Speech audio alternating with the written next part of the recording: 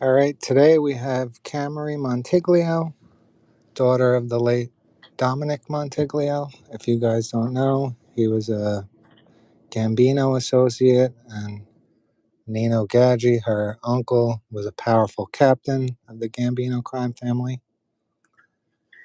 And he was in charge of the DeMeo crew, the media would call it. And you're coming out with a book, witness protection book, right? Yes. What inspired you to write the book?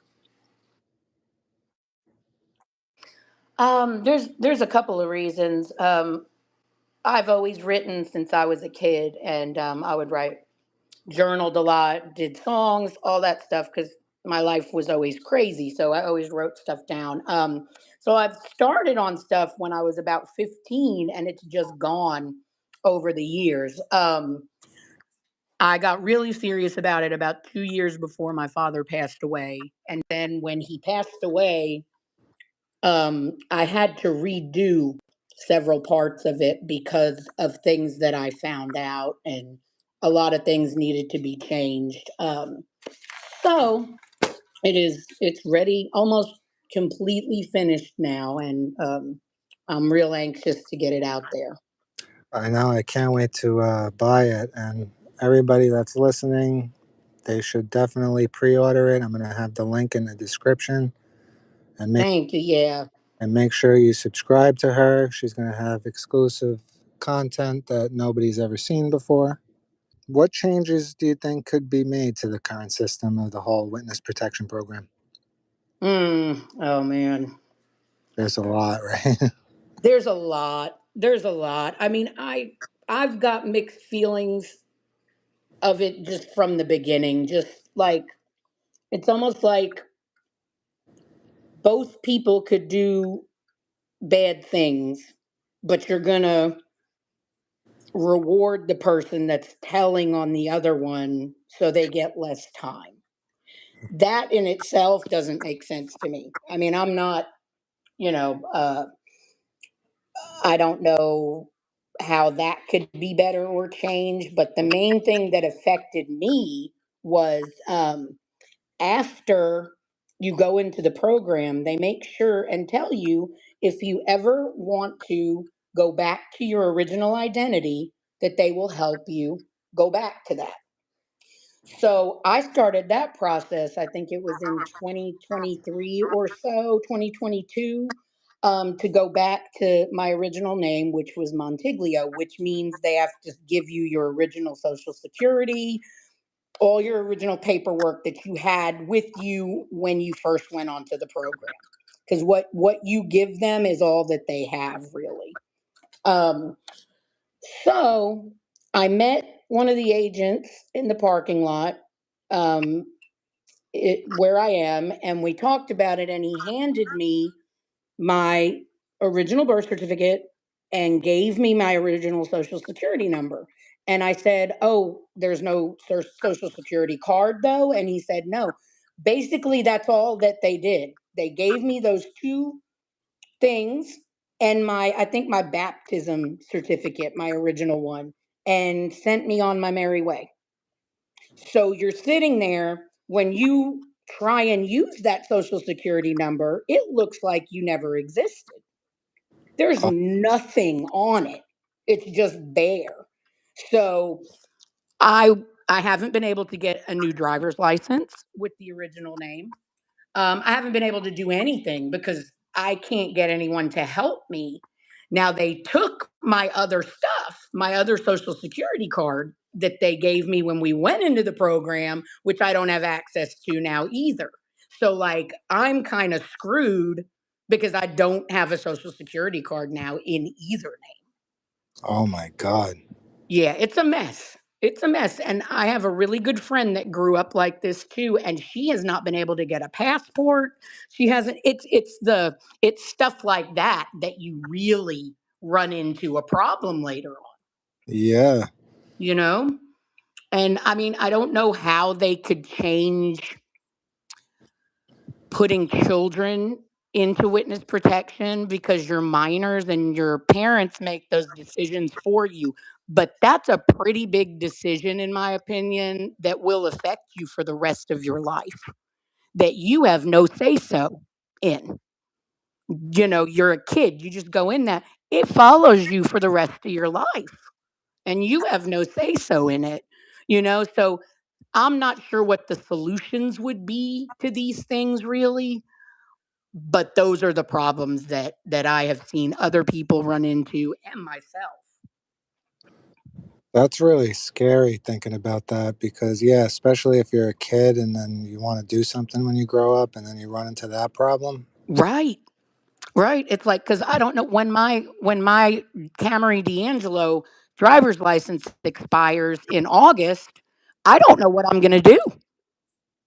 I don't know what I'm going to do because I'm supposed to be getting it into Montiglio, and I'm not sure, especially now with what they require. They require so much more now to Oh, get your license already. And it's like, then you have this problem too on top of it.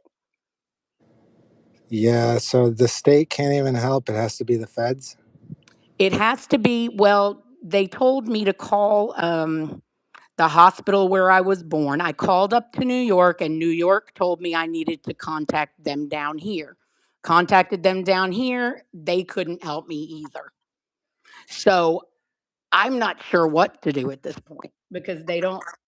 The agent, when he gave me the new stuff, the old new stuff, um, what I needed to do, and he really just couldn't give me any answers.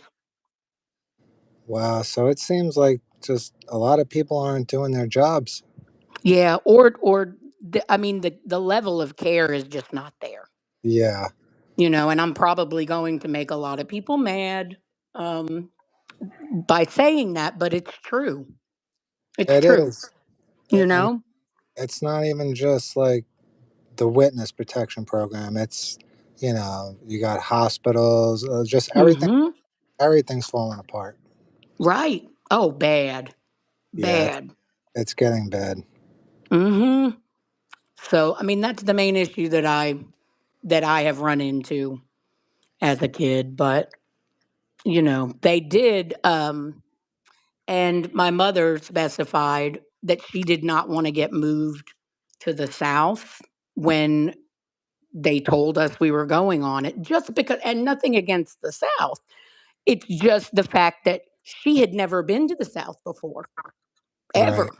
And it's like it was foreign to her. She grew up in Brooklyn her entire life, until she, met my father and they moved to California briefly. But she'd never been down south before. It was so different. And then they ended up moving us to Arkansas Wow.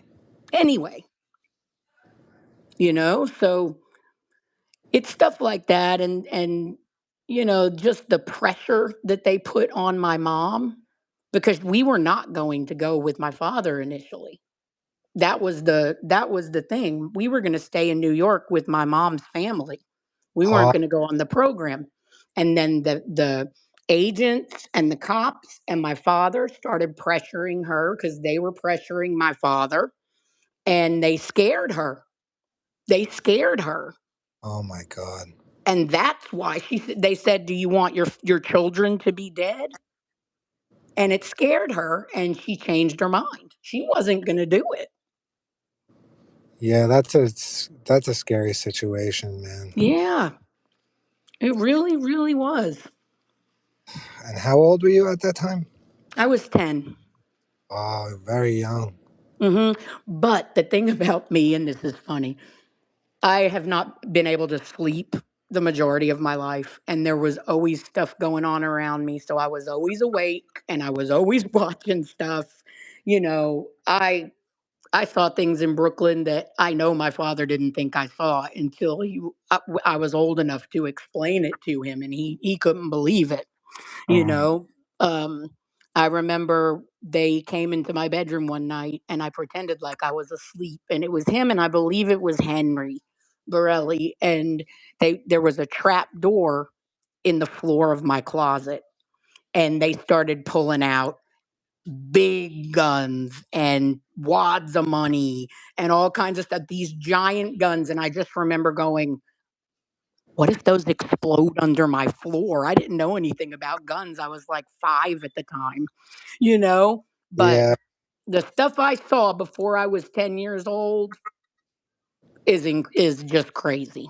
It was just chaos. Do you feel like you grew up a little too fast? Oh, for sure. Yeah. I For was thinking, sure. yeah. Oh, yeah.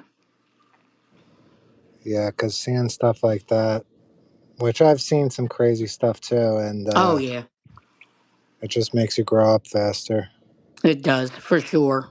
And you don't truly, well, you don't truly get to experience a childhood, when you grow up that way. You really don't. It's just chaos all the time. You're not used to any kind of consistency.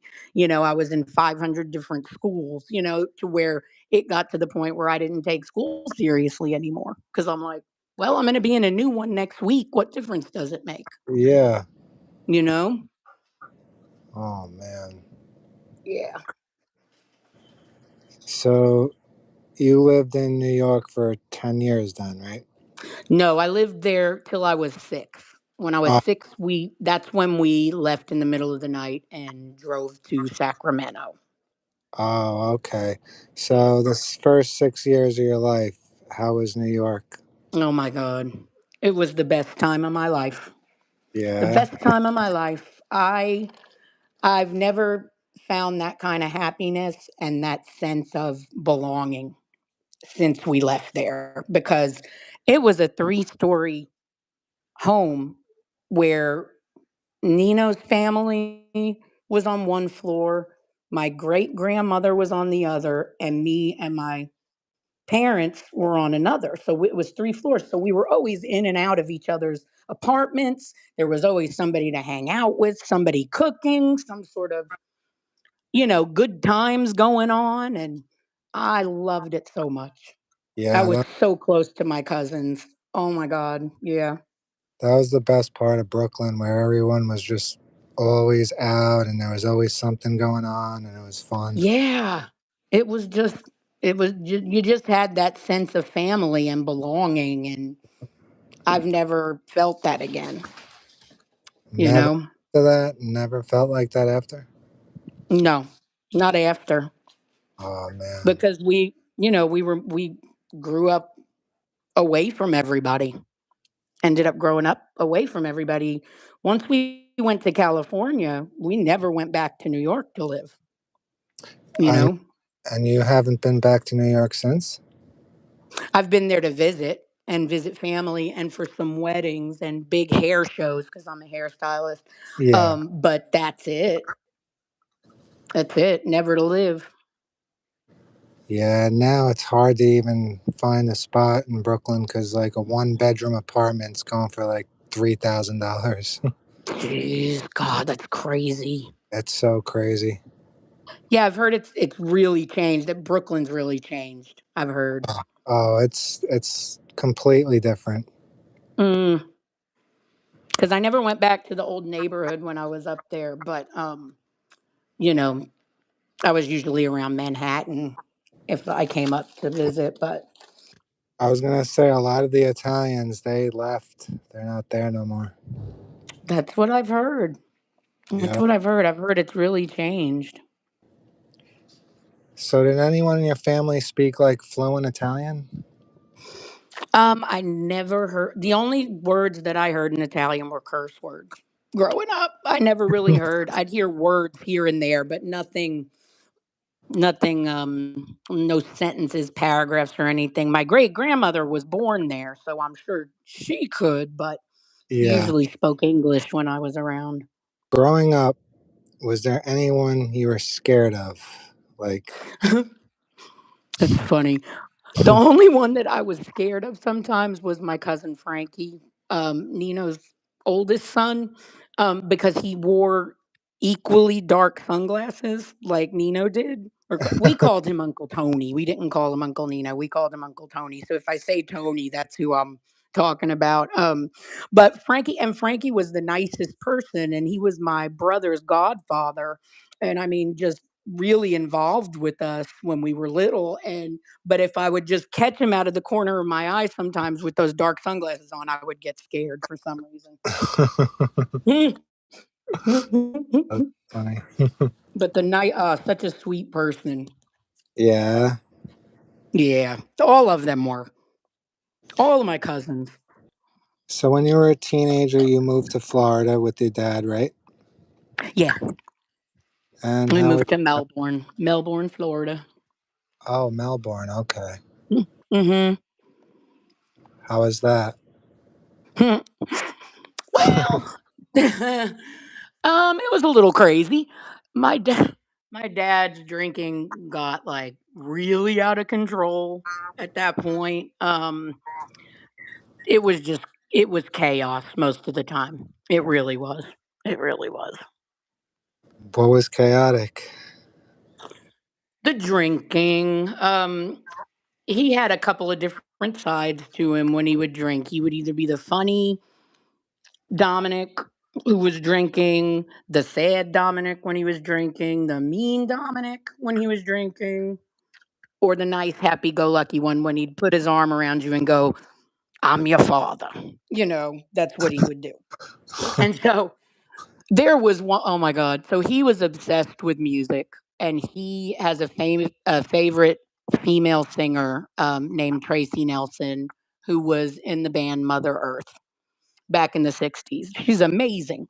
And so he was drunk one night and he was in a good mood. He was like in a joking mood and he's like, let's listen to some music, kids. And we all go in my room and we put on Tracy Nelson. So we all know the rules are you don't talk when he's listening to music because he wants to get in that zone. He wants to get in the music zone and enjoy it.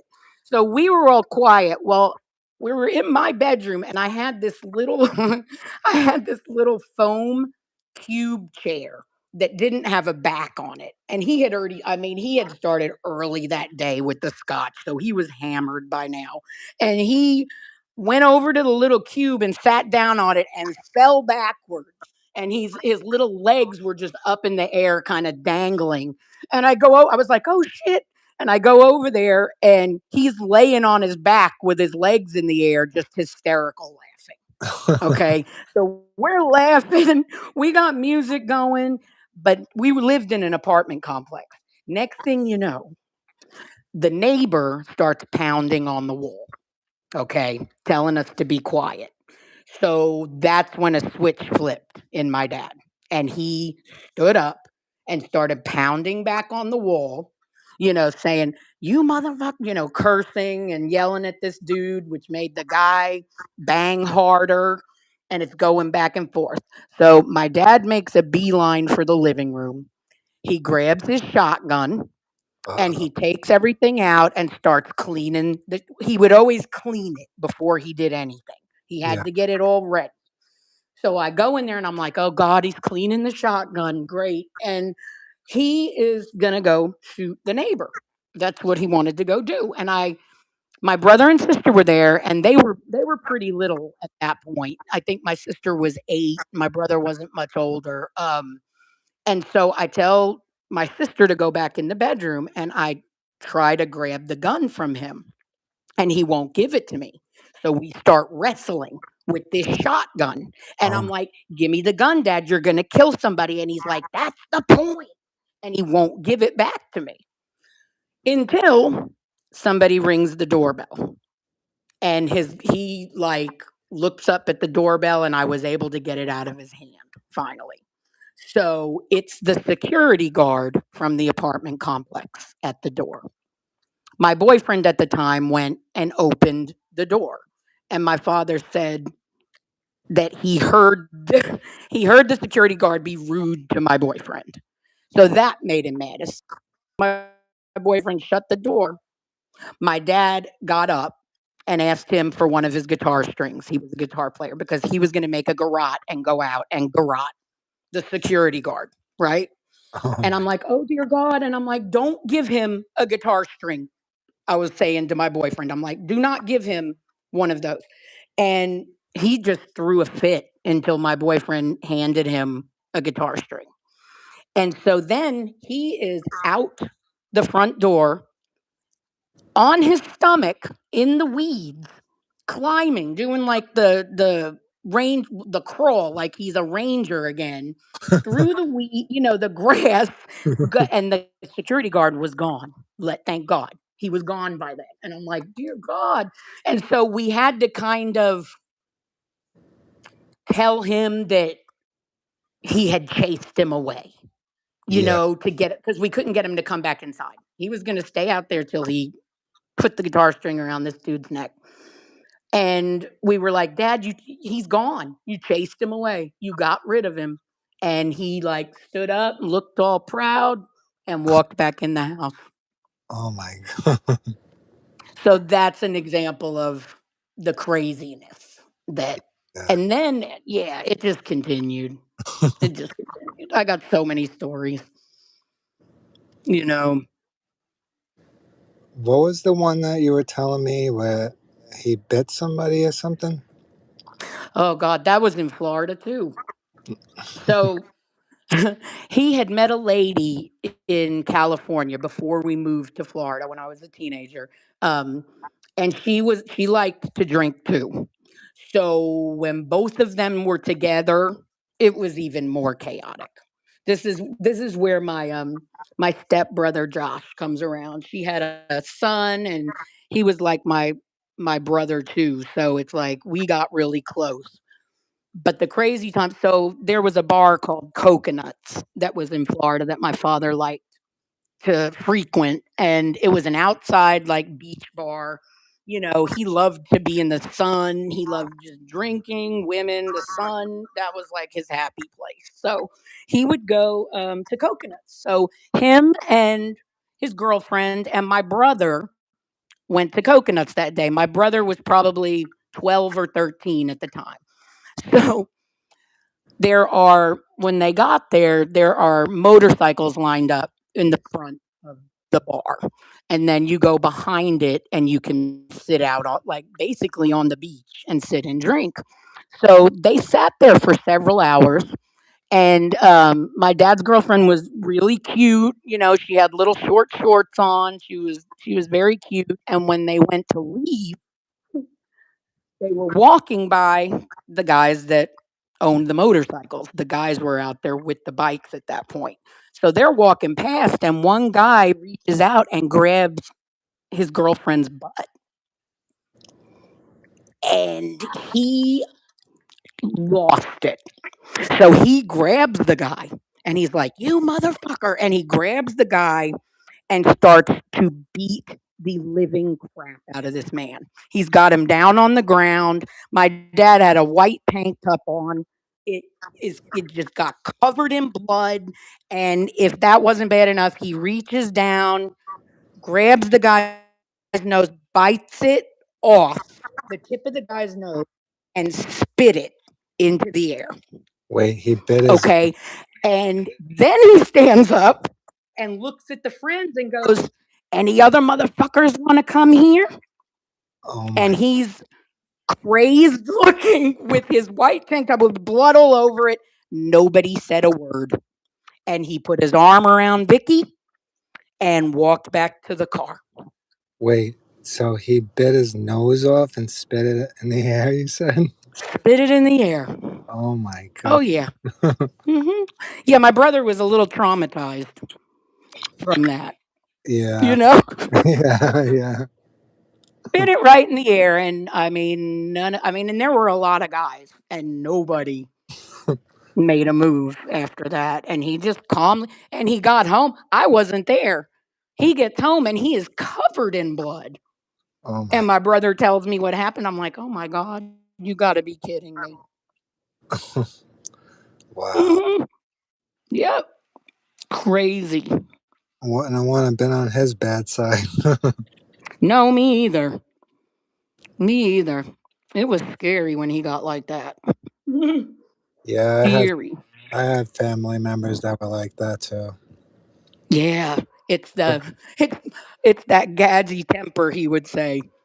And when I was younger, it took me a long time to get that out of my system as well, because I wasn't like that. I never bit anybody's nose off, but the temper Yep. was definitely there, and at times in my life it really took control, and I had to learn how to get a handle of, get a hold of that and learn to control it, because it'll make you do crazy stuff. Yeah, I had a temper till I hit like maybe 20. Once my son was about to be born, I let all that go. Oh yeah. So I was like, Yeah. I That's can't. understandable. Yeah. Yeah, you So don't want to be like that around your kid. yeah, so I calmed down. I'm a completely different person from back in the day. I am too. I Yeah, am too. It takes a lot of work, but it's yeah, possible. definitely. Yeah. Speaking of Uncle Tony, Nino, Hmm. do you have any funny stories about him that most people wouldn't know about? Um, yeah, I have one.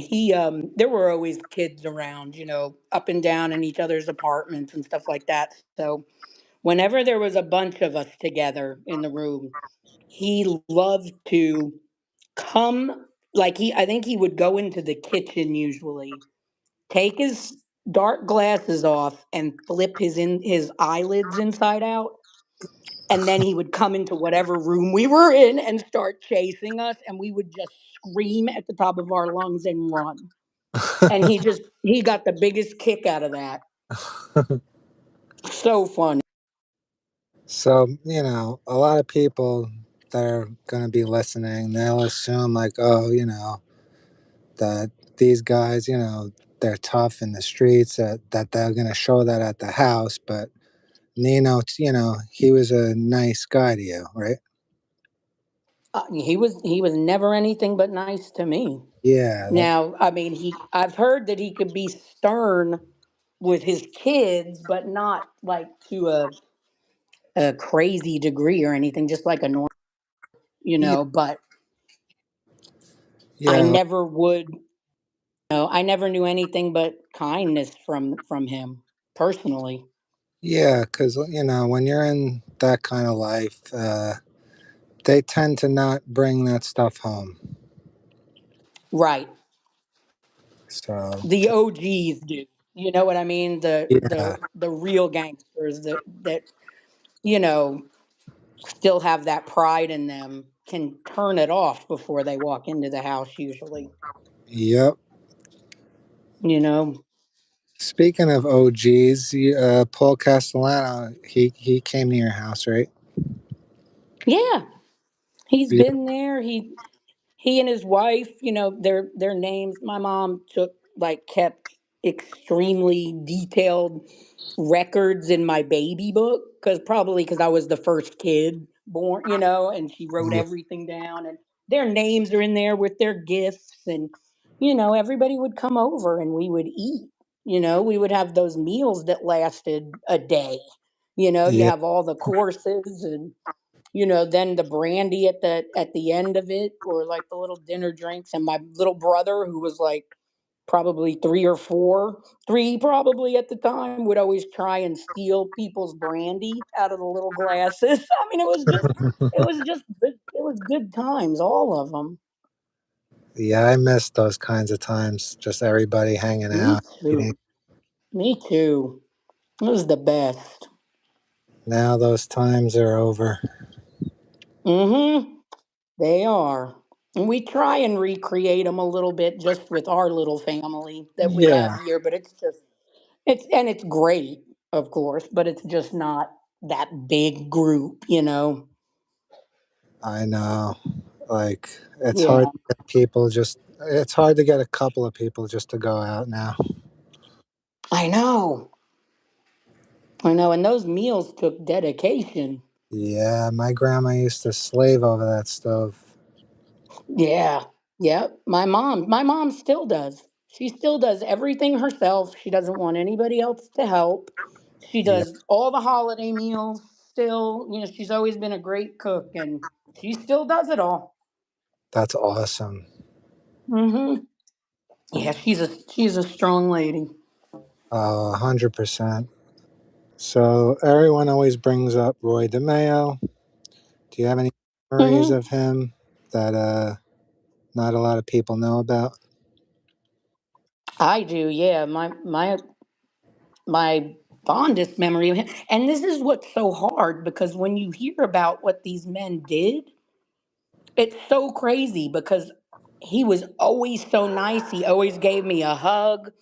Um, this one time he brought me this big stuffed mouse that I named Bobo, and it became my favorite stuffed animal. That, like, I had it so long that its hands came off, and my mom would like sew the hands back on. I mean, he was just worn, and through all our travels, getting moved around, I never lost him. Yeah, And Roy gave me that, and then on the same day gave my mom like this tennis bracelet, this diamond tennis bracelet that was just beautiful too. So that's the only side of him that I knew. He just seemed like a nice person to me. When you're a kid, you don't know any different. yeah, because yeah, like I said earlier, people. There's a lot of people these days. They're obsessed with like serial killers, the psychological part of it. Like everyone's obsessed with the Yeah, psychological. But I would yeah. tell people, like they're not gonna come and just act crazy everywhere. No, right. That's why on those shows you hear so many people saying, I never would have thought that they would have done that, or they just kept to themselves or things like that. A lot of times it's like the least likely person that you would think of, Right. you know? What was it like the night you ran away from New York City? What was it like? Oh God. Yeah, that was horrible. I I was in bed. It was the middle of the night. And it was during the school year because I was going to St. Finbar, the Catholic school. And my father woke me up in the middle of the night and he said, get up, we're going on a trip. And I was like, the first thing my mother said, the first thing I asked was, what about school? And he's like, they have better schools in California. We're going to California. And I was like, I thought about Disney and I was like, okay, well, maybe we're going to go to Disney. I never thought for a million years we were not coming back. So we had a big German Shepherd at the time, Rocky, who was my first dog. I adored him. We were attached to each other. He had to go stay with my uncle when we went on this road trip and we were planning on getting him later. So my father had a 450 SLC Mercedes sitting in the driveway of the bunker. And so we loaded up, it wasn't a very big car. We loaded up everything that we could take and got in the car and left in the middle of the night and drove to Sacramento, California. My mother at the time was pregnant with my little sister, who was her third child. And on the drive there, probably all the stress too, I would think, she started to have a miscarriage. Oh, And we had to go to the hospital. She ended up, the baby was fine, but it was not an easy trip. And so we got to Sacramento. They had some friends that had lived in New York that had moved out to Sacramento, and we stayed with them for a little while. We had that my father stole a bunch of money. And that was not true because we had none. We had no money. When Uncle Tony would frequent Miami or Florida, they would go down there for vacations. And whenever he was down there, a lot of times he would get my father to do the pickups. So during these pickups, he became friendly with a guy named Matty Rega, who might have been the only person known to do more cocaine than my father. Okay, so he cokehead just like my dad was. And they started hanging out. Well, he goes to make the pickup. He doesn't count what's in the bag because a lot of times he trusted his new friends more than he should. He didn't count it. And when he got back home, there was money gone. And You broke up on the Maddie, last part. They were supposed to what? they were supposed to have a sit down, Oh, sit at the table, right? So Uncle Tony was in Florida. Nina was in Florida and was coming back, and they were going to have a sit down and talk about what happened because Maddie was saying he didn't take it, and my father was saying he didn't take it. So I believe Maddie's father was involved in another crime family, if I'm not mistaken. So everybody was supposed to sit down, and my father, being on drugs like he was so paranoid that they were going to kill him and not believe him that we left New York in the middle of the night oh, over something that could have been talked about and figured out. yeah, But he wasn't in his right mind at the time, you know? So I know he didn't take it because when we got to Sacramento, we ended up being on welfare. My mother would be like 9 months pregnant with my sister, having to try and, pay for a thing of bologna. She would struggle half the time. So, we had no money. We had no money. So that's why we left New York for that reason. wow. So yeah, it could have all been talked about. He just the He parent. was scared, I think, I mean, I don't know what he was thinking. He'd be gone days doing coke and drinking and we wouldn't see him. And at the beginning my mom would make excuses for him to Uncle Tony because Uncle Tony thought you should be home with your family at night, and he would notice my father would be gone, for days at a time, and my mom always covered for him, even though he was out doing terrible crap to her, Yeah. so it was a mess. He almost died at my feet in Brooklyn because he had been out, I think it was for 3 days. He hadn't eaten and he had just done cocaine and drank Jack Daniels and did Quaaludes. And when he finally came home, he had a seizure in between my feet. He fell to the floor and had a seizure. Oh, And you know, I thought he was going to die, you know. that's scary. It was scary. Yeah. Yeah. And then It after was, that, he there was no contact with Nino ever again. no, Oh, nope, not again. And see, when he got arrested and they wanted us to go on the program with him.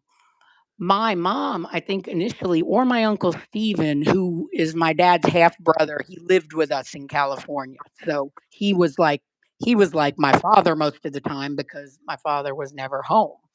Um, they wanted him to go on the program too because he knew lots of things as well, and he said no, and he never changed his mind.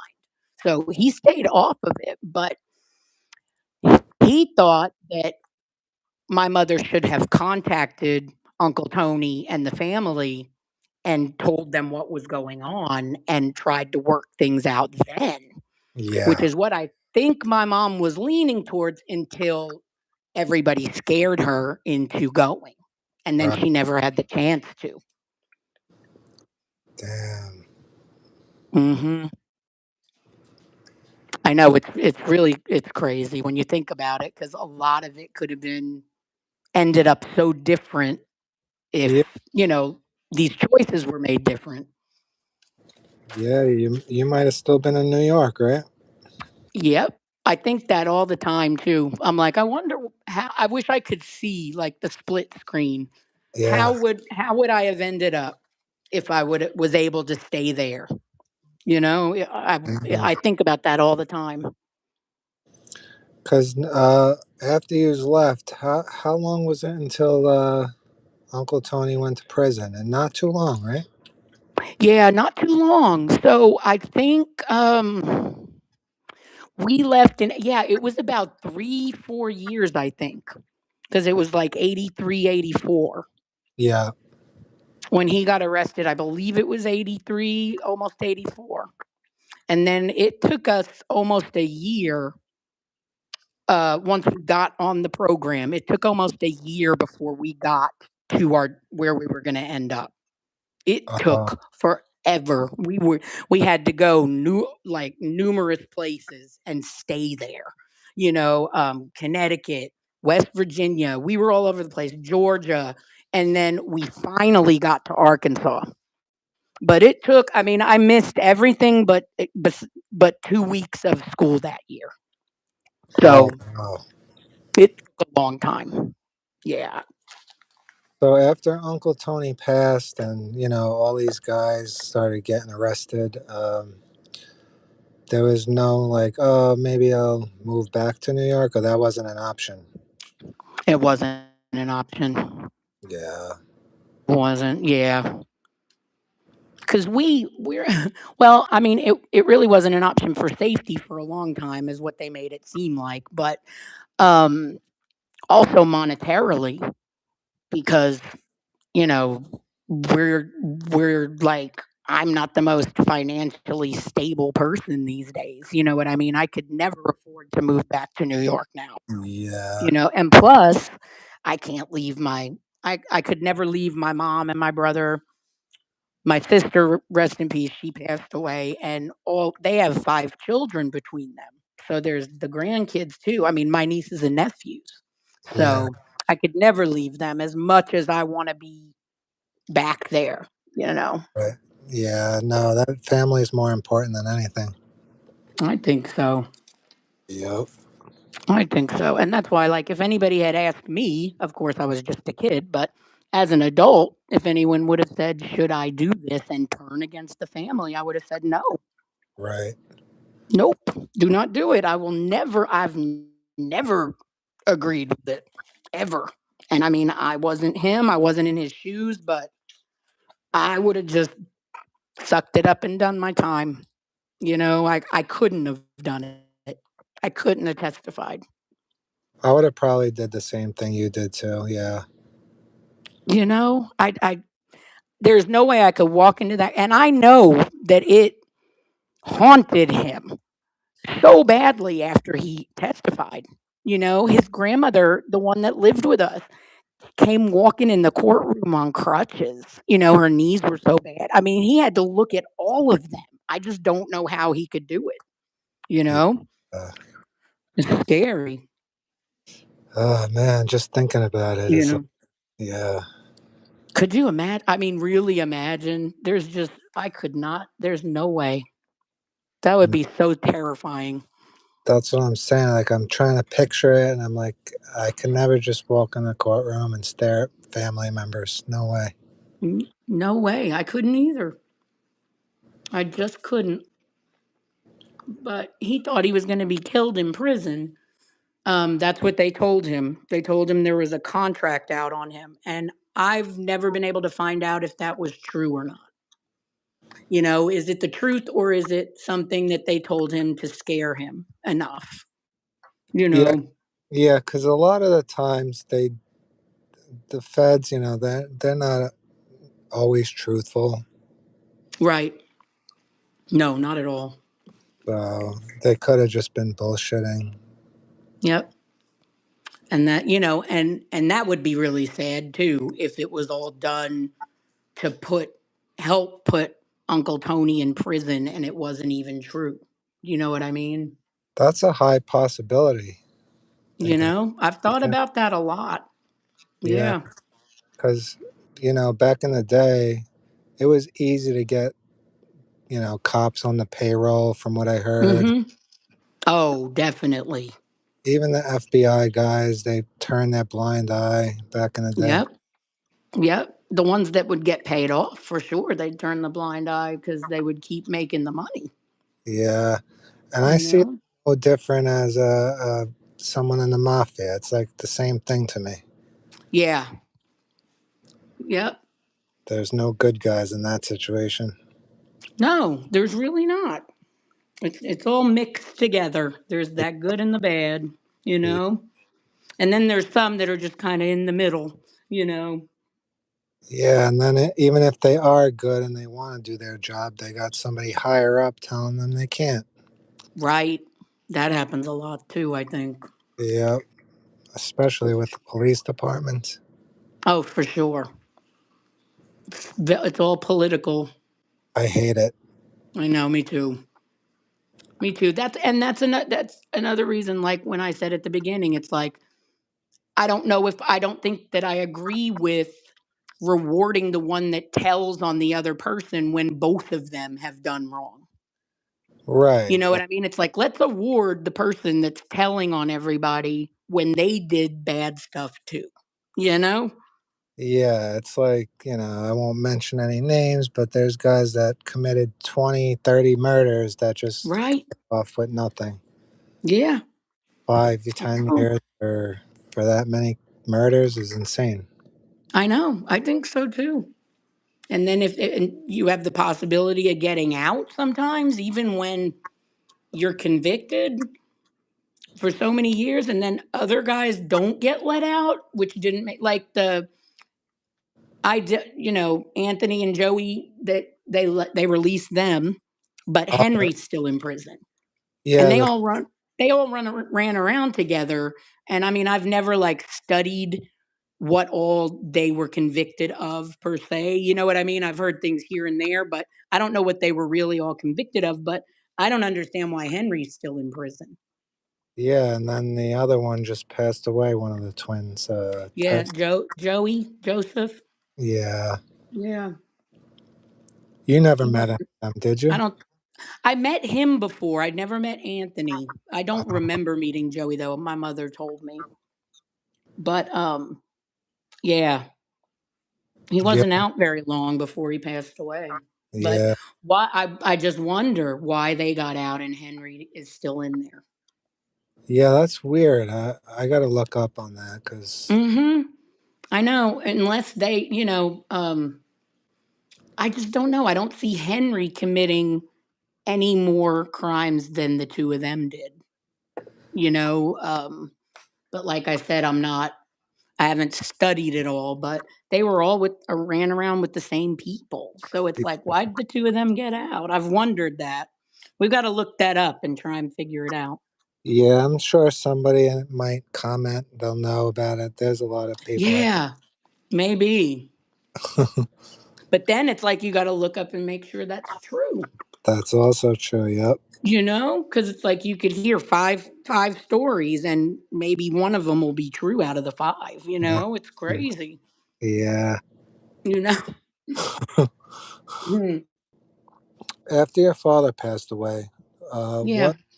what's your life been like? Because I lost my father 20 years ago, and it's still tough. Mm, yeah. Well, oh man, it's very complicated. Um, it was a big mess right before my father passed away. Um,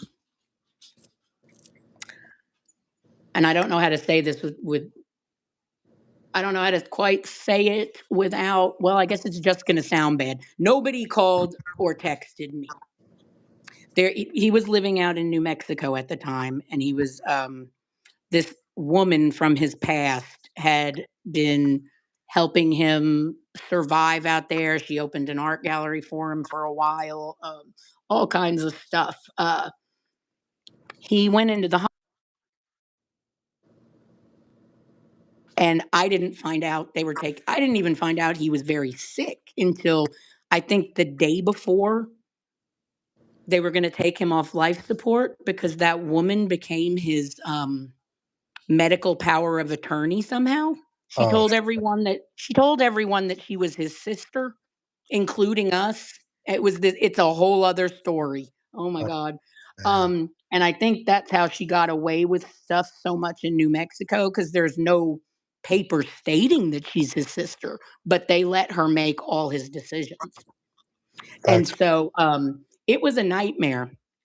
And after he passed, no one was going to tell me what his arrangements were. She was trying to make an arrangement to have him buried in the National Cemetery in New Mexico next to her parents for some reason. Okay. Well, the funeral home needed his next of kin to give permission to do anything. And so they ended up having to contact me. I didn't know what was going on, but I knew my father wanted to be cremated. And I told the people that he wanted to be cremated. The other ladies arguing with me saying that he wanted to be buried. And I'm like, no, he didn't. And I'm like, well, if you're apparently his sister, can't you make decisions for him? Get out your DNA stuff that you say you have and show it to the funeral home. Because if his kids can't be there and he's not married, it goes to the siblings next. Well, she was lying, couldn't produce it. So I'm sitting in Arkansas trying to talk to the funeral home people in New Mexico to decide what to do with him at this point. Because she shrugged it off because she didn't have any papers saying that she was his sister because it was a lie. Yeah. So his belongings, he had these two neighbors across the street that would help him out, like care for him. And he apparently really cared about these people. Well, between those two girls, the woman that was caring for him, and whoever else was around at the time, his belongings all got scattered. We ended up with absolutely nothing. I have his Vietnam veteran hat, his wallet, and a watch. And that is it. We have no paintings. We've got no journals. We have no, like, my grandmother, my father's mother, made this nice album for him after he got home from Vietnam. No one knows where that is. Oh my God. I've been called by one of the former agents that arrested my father. I was called a horrible daughter, that I was keeping him from being in the National Cemetery, and all this crap threatened me in this letter. It's been horrible. It's really horrible to try and explain to people what it was like to be one of Dominick's kids. Nobody understands the roller coaster that it was, and they just love to judge you. They love to judge his children and my mother, who have stayed out of the limelight this whole time, have never been paid for guest appearances, never been interviewed, never. All these other people make all this money off of my father. We That's have not made one single penny except for maybe a couple of $100 from a podcast he was on. That's it. So it's been horrible. It's heartbreaking because he's gone. You can't talk to him about these things, and everyone else has control of everything, and you have control of nothing, even though you are legally the heir that's supposed to be making all the decisions, right. you See, know? hearing that just makes my blood boil. I can't imagine how you feel about that. Yeah, it has been hard. And when I slowly started finding this stuff out, I was really shocked by that letter because this person has made God knows how much money speaking about my father and the cases that he worked. He's making me sound like this horrible daughter when I had no idea that he was even this sick.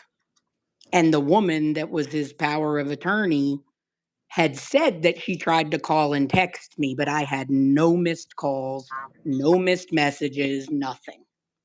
So, oh my God, that's. I get angry hearing that. yeah, it's bad. It's bad. So I'm still fight. Well, I was trying. So he was cremated, Right. and he had. I don't know if you've heard about his boxing glove necklace. He had this boxing glove necklace that was this silver boxing glove that his biological father gave him, and it had, I think, Rocky Marciano, like it was engraved from him. So it was like the most precious thing to my father. He always wore it. At some point, he gave it to my brother. And then at another point, he took it back for some reason. I can't remember. It was supposed to be temporary, but my brother never got it back. When I got his ashes back, I had promised, he always wanted to be scattered on Cropsey Avenue. So I took some of his ashes and sent them up to his business partner so he could scatter them across Cropsey Avenue. Well, when I opened the thing, there was this big piece of silver sitting in the middle, and you could tell he had been cremated with that necklace on. It was the boxing glove necklace. Oh my God. Yes, and I was like, "You have got to be kidding me." What? So, right? I didn't think that he number 1, I didn't think he would even have it on because he had been in the hospital. Yeah. Number 2, don't they make sure that there's nothing on their body, or is that for the No. person that's there to do that? I don't know how that works. But the boxing gloves, it wasn't all melted because it was like thick and pure silver, and it was like, "Oh my god, there it is." So it's in there. So that's upsetting in itself. Yeah. Then I go to try and get him in the National Cemetery here in Little Rock.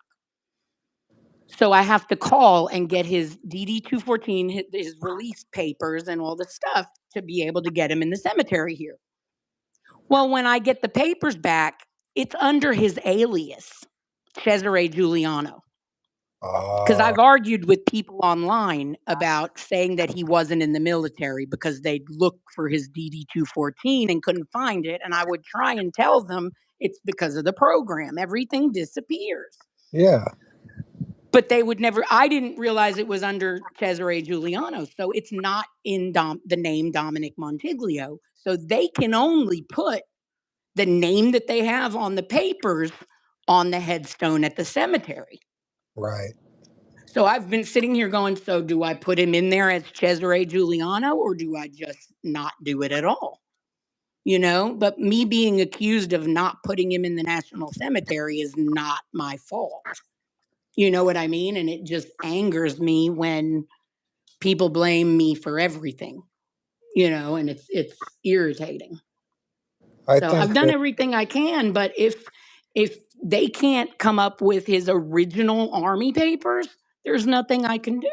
yeah, it's not you can't do nothing. It's not your fault. None of it's your No, fault. and he didn't leave a will, so nothing was organized, you know what I mean? So it's like I had to do whatever it was I could, Right. you know? So, it's a mess, I tell you. That sounds like a big mess. Yeah, Ugh. I know. When, uh, when you get cremated, they're supposed to check everything. That's That's so, what I thought. yeah. That's what I thought. I had major issues with the job they did at that place. It was that should have never been overlooked, Right. you know?